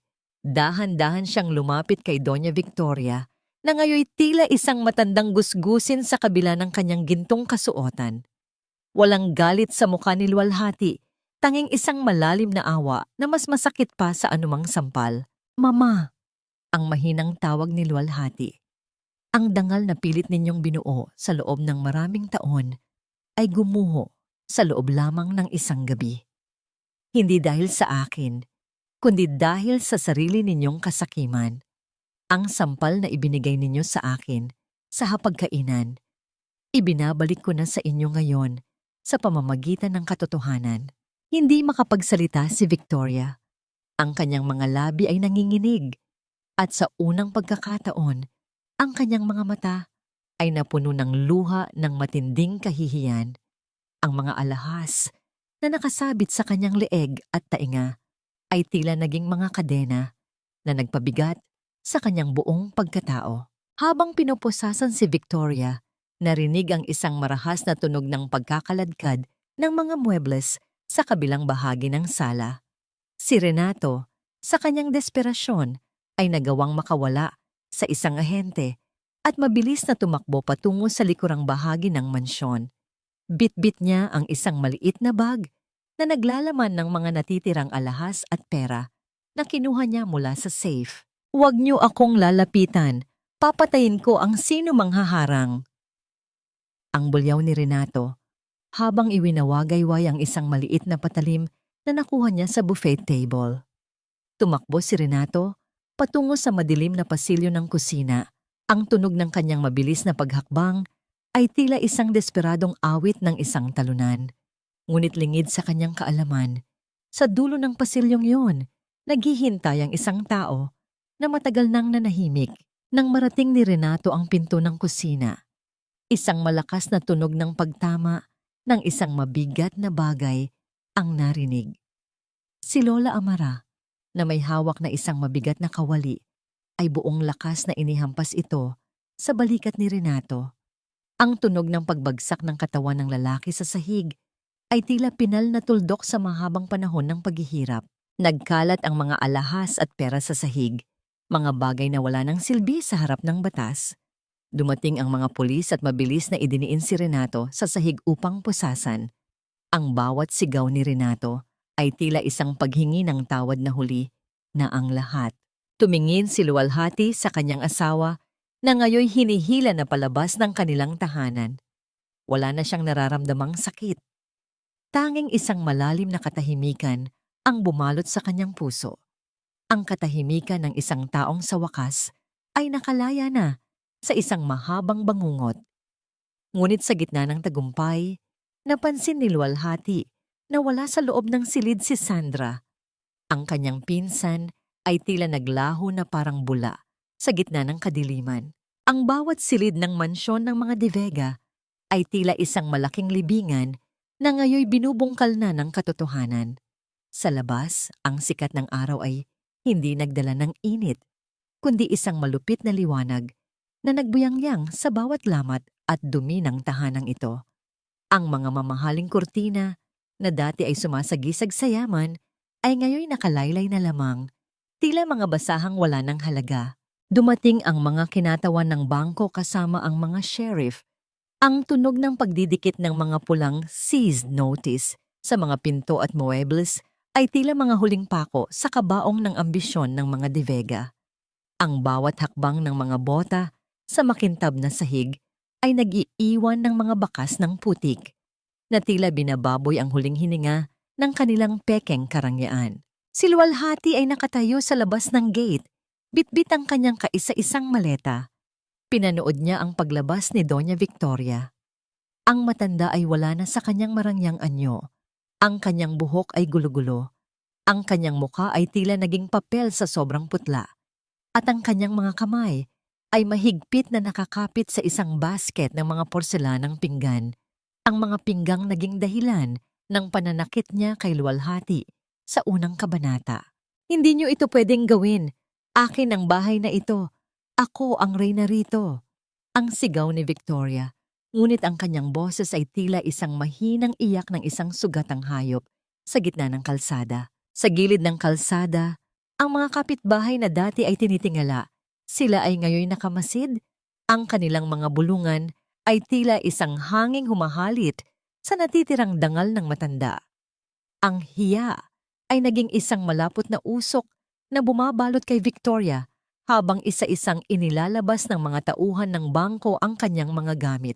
Lumapit si Luwalhati kay Victoria na ngayoy nakaupo na sa semento, yakap ang kanyang mga porselana. Kinuha ni Luwalhati ang isang pirasong pinggan mula sa basket ni Victoria, ang pinggan na may mantsa ng kape na hindi kailanman nabura. Hinawakan niya ito sandali. Naramdaman ang lamig ng seramika bago ito dahan-dahang binitiwan sa sahig. Ang tunog ng pagkabasag nito sa semento ay tila isang hudyat na ang lahat ng sakit ay tapos na. Ang porselanang ito ay kasing rupok ng inyong kasinungalingan, Mama. Ang mahinang sabi ni Luwalhati. Ngayon, wala na kayong pwedeng saktan. Ang tanging natitira sa inyo ay ang mga pirasong ito na wala ng halaga. Umatras si Luwalhati at tumalikod. Sa kanyang paglalakad, patungo sa sasakyan ni Attorney Manuel, isang bagay ang napansin niya sa loob ng isang lumang kahon na itinatapon ng mga sheriff. Ito ay isang maliit na envelope na may sulat kamay ng kanyang ama.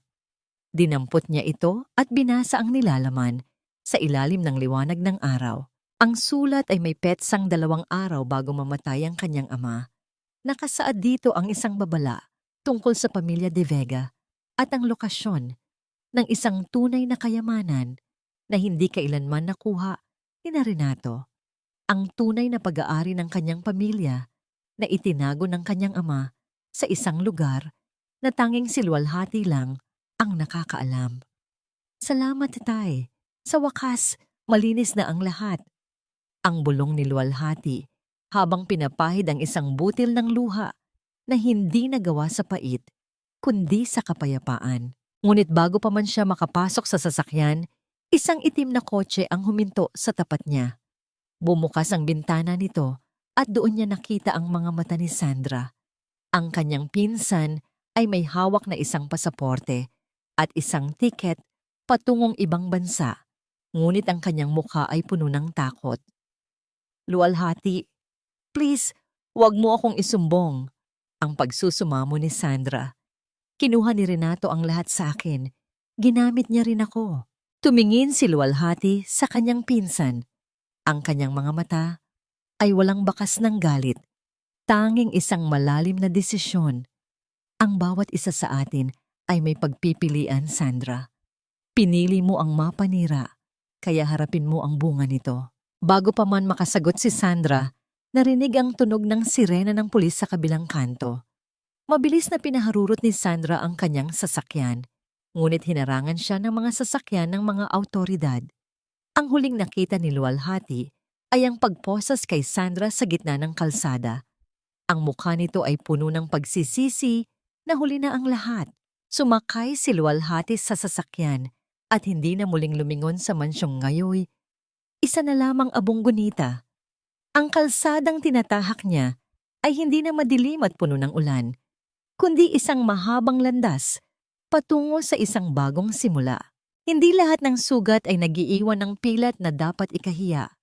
Ang iba ay nagsisilbing marka ng isang matagumpay na pakikipaglaban sa gitna ng matinding dilim. Ang simoy ng hangin sa probinsya ay kasing lamig ng isang banayad na yakap, malayo sa mapang-aping init at bigat ng hangin sa loob ng mansyon ng mga De Vega. Nakatayo si Luwalhati sa gitna ng malawak na bukirin na dati ay pinaglaruan niya noong bata pa siya. Ang luntiang palayan ay tila isang dagat na sumasayaw sa bawat ihip ng hangin, isang tanawing nagniningning sa ilalim ng gintong sikat ng araw. Sa wakas, ang lupang ito, na pilit na kinamkam ni Renato, ay muling bumalik sa tunay na nagmamay-ari. Sa loob ng ilang buwan, ang bawat piraso ng kanyang buhay ay dahan-dahang nabuo muli. Sa tulong ni Attorney Manuel, ang lahat ng kaso laban sa kanya ay na-dismiss, habang ang mga De Vega ay nagdurusa na sa likod ng rehas. Ang bawat gabi ay hindi na binubuo ng takot at pag-iyak, kundi ng mahimbing na tulog na may kasamang panatag na loob. Ang katahimikan sa kanyang maliit, ngunit malinis na bahay ay hindi na nakakabingi, kundi isang awit ng kapayapaan na nagpabago sa kanyang pananaw sa buhay. Habang nagdidilig ng mga bulaklak sa kanyang hardin, nakita niya si Lola Amara na lumalabas mula sa bagong tayong panaderya sa kanto. Isang munting negosyo na ibinigay ni Luwalhati sa matanda bilang pasasalamat. Ang matanda ay nakasuot ng malinis na apron, ang kanyang mga mata ay nagniningning sa tuwa habang inaabutan ng mainit na tinapay ang mga batang naglalaro sa kalsada. Nang magtagpo ang kanilang mga mata, isang matamis na ngiti ang ibinigay ni Lola Amara kay Luwalhati. Sa sandaling iyon, naramdaman ni Luwalhati na ang kanyang pakikipaglaban ay hindi lamang para sa kanyang sarili, kundi para sa lahat ng mga taong naging boses niya noong siya ay hindi makapagsalita. Pumasok si Luwalhati sa loob ng kanyang bahay at tumigil sa harap ng isang maliit na altar. Doon, nakalagay ang litrato ng kanyang ama na may kasamang sariwang mga bulaklak. Hinaplos niya ang mukha ng ama sa litrato, ang kanyang mga daliri ay nanginginig sa pasasalamat. Te, we did it! Ang dangal niyo ay muli nating nabawi. Malaya na tayo, Tay. Malaya na ako. Dahan-dahan niyang inalis ang kanyang mother's ring mula sa kanyang daliri. Pinagmasdan niya ang kislap nito sa ilalim ng liwanag. Ang singsing na ito ay naging saksi sa kanyang paghihirap, sa kanyang pagbagsak, at sa kanyang muling pagbangon. Ngunit sa pagkakataong ito, hindi na ito simbolo ng isang pamilyang nanakit sa kanya. Itinabi niya ito sa isang maliit na kahon kasama ang sulat ng kanyang ama. Isang alaala ng nakaraan na hindi na siya kayang saktan pa. Ang kanyang buhay ay hindi na isang melodrama na pinapatakbo ng ibang tao. Siya na ang direktor. Siya na ang manunulat. Ang bawat desisyon niya ay hindi na galing sa takot, kundi sa pagmamahal sa sarili. Ang dating aliping pambahay na walang boses ay isa na ngayong matatag na babaeng kinatatakutan ng mga mapang-api at tinitingala ng mga nangangailangan. Nang sumapit ang dapit hapon, ang langit ay napuno ng mga kulay rosas at lila. Isang sining na tanging ang kalikasan lang ang makakagawa. Naupo si Luwalhati sa kanyang beranda. May hawak na mainit na tsa at pinanood ang paglubog ng araw. Ang katahimikan ay nabasag lamang ng isang malambot at marahang tunog ng pagkatok sa kanyang pintuang gawa sa matibay na kahoy. Tumayo si Luwalhati at dahan-dahang binuksan ang pinto. Ang kanyang puso ay tumibok ng mabilis Ngunit hindi dahil sa kaba, kundi dahil sa isang kakaibang pakiramdam ng pananabik. Sa labas ng kanyang pintuan, isang pamilyar na anino ang nakatayo. Isang taong may dalang isang pumpon ng mga paborito niyang bulaklak at isang ngiting puno ng bagong pag-asa. Luwalhati. Ang mahinang tawag ng boses na tila isang himig sa kanyang pandinig. Handa ka na bang simulan ang susunod na kabanata? Ngumiti si Luwalhati. Ang kanyang mga mata ay nagniningning na tila mga bituin. Ang cliffhanger ng kanyang buhay ay hindi na tungkol sa panganib, kundi tungkol sa walang hanggang posibilidad ng pag-ibig at bagong simula. Lumipas ang isang taon na tila isang banayad na agos ng ilog, dahan-dahang hinuhugasan ang mga bakas ng putik at pait sa buhay ni Luwalhati. Sa loob ng mga pader ng isang malamig na selda sa lungsod, ang dating makapangyarihang Doña Victoria ay nananatiling nakakulong sa kanyang sariling nakaraan. Ayon sa mga balita, madalas itong nakitang nakaupo sa isang sulok, may hawak na basag na piraso ng baso, na tila ba ito ay isang mamahaling hiyas, pilit na kumakapit sa isang dangal na matagal nang gumuho. Si Renato naman ay patuloy na binubuno ang kanyang sentensya, isang lalaking nawalan ng lahat dahil sa pagnanais na makuha ang lahat sa maling paraan. Para sa kanila, ang bawat araw ay isang paalala ng hiya na habang buhay na nakatatak sa kanilang pangalan. Sa isang maliit na burol sa probinsya, kung saan tanaw ang malawak at lunti ang bukirin, nakatayo si Luwalhati sa harap ng puntod ng kanyang ama. Wala nang luha sa kanyang mga mata, tanging isang maliwanag na kislap ng pasasalamat. Ang katahimikan ng sementeryo ay hindi na nakakatakot. Ito ay naging isang banal na lugar ng pakikipag-usap sa gunita. Dito sinagot ni Luwalhati ang mga tanong na matagal nang nagpapagulo sa kanyang isipan.